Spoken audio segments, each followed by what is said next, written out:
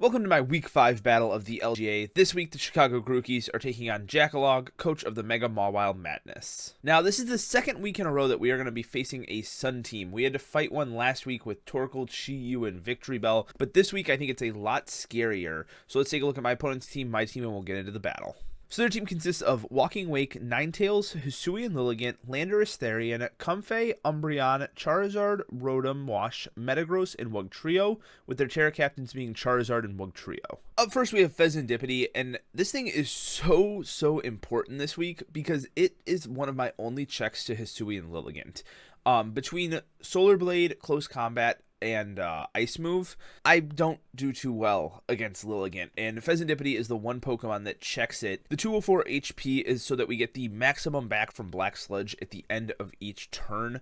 104 defense with a bold nature allows me to take technically I survived 2, so the third one would kill me.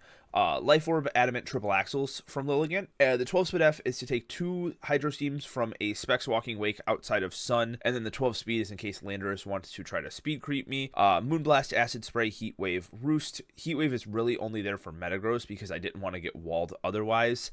Acid Spray helps me deal with Comfey if it's like a calm mindset, and just really everything doesn't want to get its special defense dropped. And then Moonblast is just our main stab move. Up next we have a max special defense Gastrodon, and this can take 2 Specs Dracos from Walking Wake just barely. Like, I live on like 1 HP, so I have to be careful with keeping this thing healthy, keeping hazards off the field. Rocking Earth Power, Spikes, Yawn, and Recover. I'm going for hazard stacking this week as their only form of hazard removal is Lilligant with Defog, and I really see them bringing that more offensively. They could slot Defog on there, but getting my hazards up is going to be pretty easy this week, and I have Yawn there to force even more switches because once those hazards are on the field, you know, I want to get as much damage as possible. So if I can force them around, that's perfect. Bringing a Swords Dance Quaquaval has enough speed to outspeed Walking Wake at +2 if it's in the Sun, and then Lilligant at +3, which is a lot of speed, but you know, Lilligant gets pretty fast in the Sun, so you got to do what you got to do. I have the utility Umbrella to stop the weakening of my Aqua Step from the Sun, so it'll still do a ton of damage to Charizard, Landorus, Ninetales, stuff like that. Close Combat is just spammable, and then Triple Axle is there for Lilligant and Landorus specifically because it hits them harder than anything else does. Skarmory is my Landorus check as well as my Metagross check. It can come in on 1 hit from Lilligant, but I have to be very careful of Weather Ball on that Pokemon, which I'm really expecting it to have for Skarmory. More Spikes, Roost, Body Press, and Whirlwind with the Rocky Helmet. No other item was necessary. Like, I was thinking of leftovers, but I decided with Rocky Helmet, they don't have too many Pokemon making contact, but the ones that do aren't going to appreciate this. And if they have Pivoting as well, that'll do damage. So like Walking Wake with Flip Turn, even Comfey with U-Turn. Wouldn't want to take the Rocky Helmet damage from Skarmory. This is the set I'm most excited for this week. We have Spectrier substitute Agility with the Pitaya Berry. So at +2, we outspeed everything on their team, even Lilligant in the Sun. And if I get, keep substituting up since I'm faster than everything, I'll get the Pitaya Berry, and Shadow Ball does a ton of damage. And all I really have to worry about is Umbreon before Spectrier can just come in and go crazy. And finally, we're bringing Colossal, Stealth Rocks, Dual Stab, Flamethrower, Power Gym, and Rapid Spin. Rocking the heavy duty boots with Terra Dragon this week. I was looking for a type that resisted all fire, water, and grass, and this was the only thing that did it. It does make me weak to dragon moves from Walking Wake, which is a little bit concerning, but overall I think Dragon is the best defensive typing for everything else that they have, and I plan on leading with this because A, getting my Stealth Rocks up is very important, and B, I want to get that Terra off as soon as possible because Colossal's like rock fire typing is just very bad in this matchup, so I need to get out of that as soon as possible, and I didn't want to go with a Terra Water because then I would have 3 water types on my team this week. That is the team. If you enjoy, be sure to drop a like, subscribe. Wish me luck. Alright, here we are at the battle. My opponent brings Landorus, Rotom, Metagross, Charizard, Ninetales, and Lilligant. Glad to see no Walking Wake, but Charizard is always scary. We're going to lead Colossal here because getting my Terra off is very important to me early game. So that is what we're going to do. I don't want to have to worry about my crappy rock fire typing, so that's the plan. Alright, and we see a Rotom lead. Not too big of a deal because, as I said, I'm going to Terra immediately anyways, and we're just going to go for our Stealth Rocks. Get those up, as Lilligant is the only form of removal that my opponent has. There's the Terra Dragon, and we are Steam Engine as well on this again this week, so if they hit us with a water move, we will get a speed boost, but they just won't switch. Okay. Alright, their response to this is Landorus.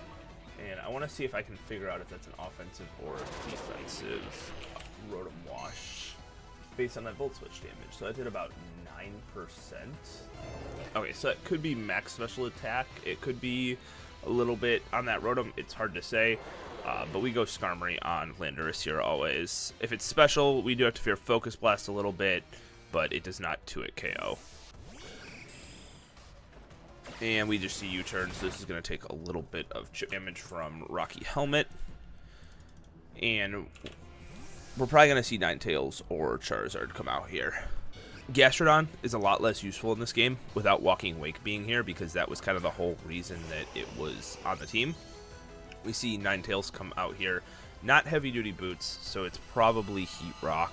Gonna go back out into Colossal here. I think it's just the best middle ground that I have against this. Because Rock move looks pretty good. If Metagross comes out, I can hit it with a Fire move. So offensively, not horrible. And they just Baton Pass out. The hazards are chipping down this team quite a bit, though, which is really nice. Charizard's probably going to be heavy-duty boots, if I had to imagine. I'm not too sure what they would want to send out here. I'm thinking either Metagross or Lilligant. Okay, here's Lilligant.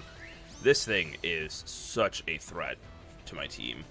But I want to see if this can KO me, because I feel like it can't. And if I can kill this... Oh, wait, it probably has Triple Axle, actually. That wouldn't feel too good. Actually, 3 hits from Triple Axle would not kill my Colossal. I'm going to click Flamethrower here on this. I might be able to just knock this out here. Because even from Life Orb, I do not die. Let's go. This thing was just the biggest problem in prep. It was Life Orb. Okay. And I'm specially defensive Colossal, too. We just tanked that. Awesome.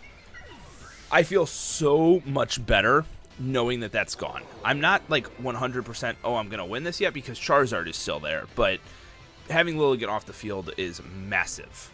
All right, here comes Charizard. It is heavy-duty boots. I'm going to just go for the Power Gym here. I don't want to swap out and allow them to set up. Colossal really has no other use at this point. Yeah, taking out Lilligant was more than what I could have asked for, because that wasn't even Colossal's job this week. I was kind of leaving that for Fez and Dippity, but that's great, because now Fez can come in for Charizard a little bit better after I go down here. Alright, they just go for the Air Slash, knock me out. And I want to see if this is Solar Power. I'm assuming it is, because it's just so powerful in the sun. Okay, it is Solar Power. Alright, I want to go Spectrier now. I feel like I can do this, because I can use Quaquaval late game. Okay, yeah, let's do that. Spectrier, and I want to Agility here. No, wait, I know this is Boots. I know it's not Choice Scarf. I don't have to worry about that. So we're just going to Substitute here. Yeah, we're faster than everything. Let's just sub up. We have a Pataya in the back. We'll slowly chip this thing down. This is good. I like this plan. My Shadow Ball does 60 minimum, so I have to at least get like 2 substitutes off, just to allow like the solar power to chip it down. Once I'm at +1, I can pretty much OHKO it. And if I can get behind +1, or if behind the substitute and +1, that would be great. Alright, they stay in here. This is fine though, because we're just chipping it down and we're going to get the berry.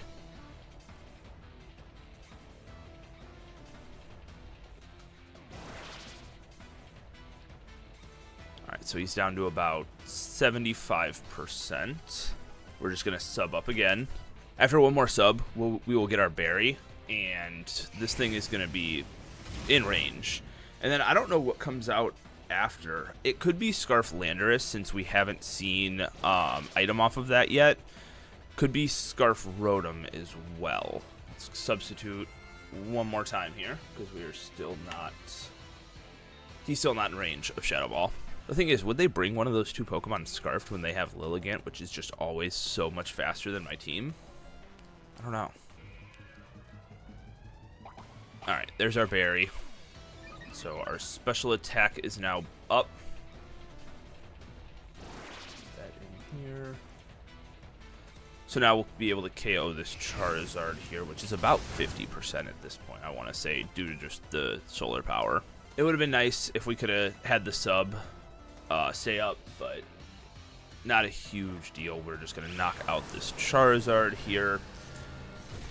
And then I'm expecting either Rotom or Lando to come out and be Choice Scarfed. Alright, here is Rotom.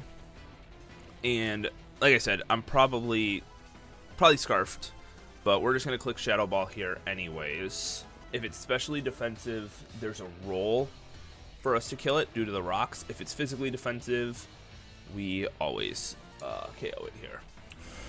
Okay, so it is Choice Scarfed. Alright, let me put that in here. Choice Scarf Rotom. But this now allows me to go out to Quaquaval. And we can Sword Stance up. So I can go...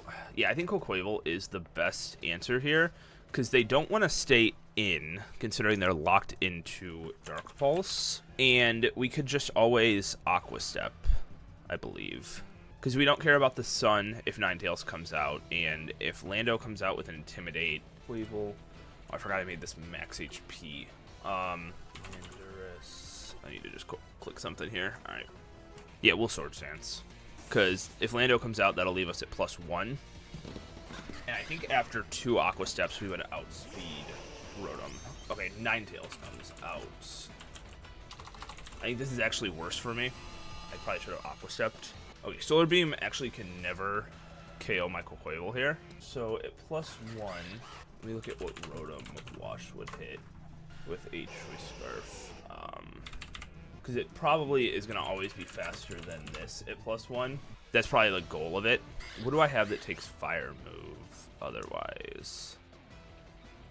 Yeah, I think we're just going to click Aqua Step against this here. Oh, we're faster. Okay.